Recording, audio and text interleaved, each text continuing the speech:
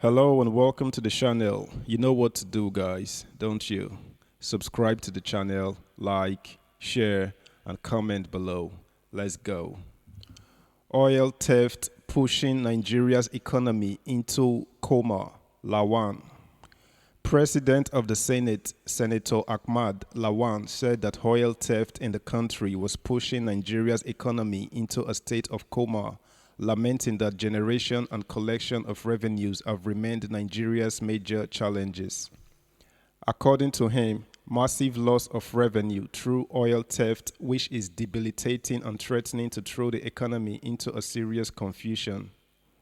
Speaking on Tuesday in Abuja in his welcome address to fellow senators' resumption from the 7-week recess, LAWAN, who urged his colleagues to ensure that everything was done to curtail the sabotage seriously bleeding the nation's economy, specifically declared that their focus must remain on ensuring a secured and safe country and an economy that works for all citizens. LAWAN said, "Revelations about the scale of oil theft shows that until government takes decisive actions, Nigeria could soon lose any revenue from that sector. In the next 9 months, our attention and devotion should bring improvement to the current situations. This Senate is a Senate that will continue to work for all Nigerians at all times."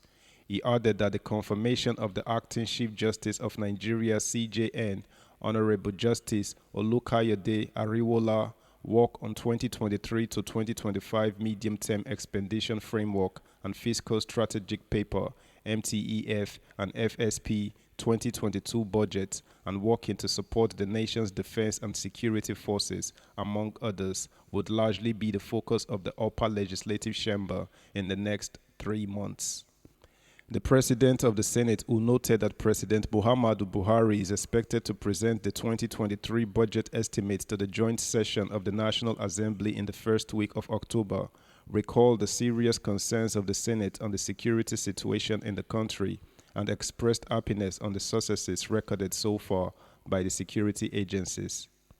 He promised that the Senate would continue to engage with the defense and security agencies through its appropriate committees to ensure that the engagements are sustained, commending them for stepping up their operations.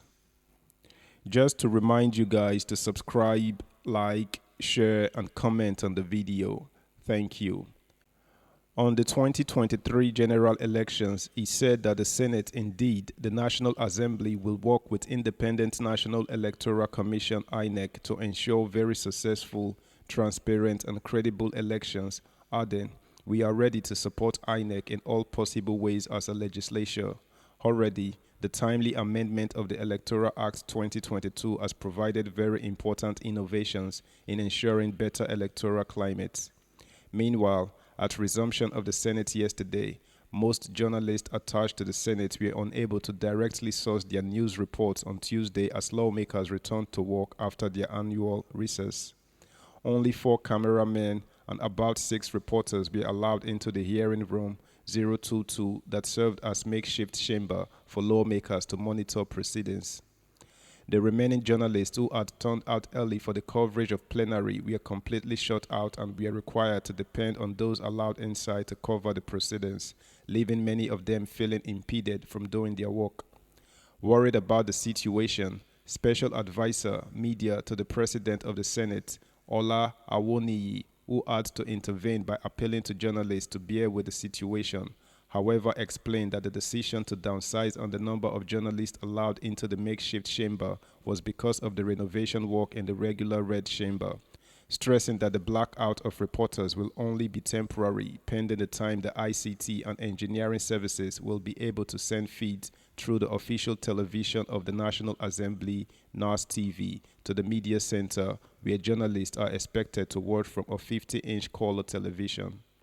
The situation was not the first time journalists covering the Senate have had to work in this kind of condition, where they are restricted to watch plenary from the media center and denied access to monitor proceedings from the gallery.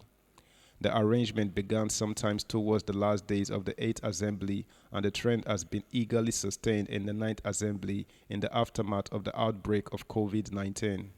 Against this backdrop, the Executive Director, International Center for Investigative Reporting (ICIR), Dayo Ayetan, at a recent training for journalists in Abuja, condemned the arrangement that seemed to impede journalists from independently sourcing for their news in the parliament.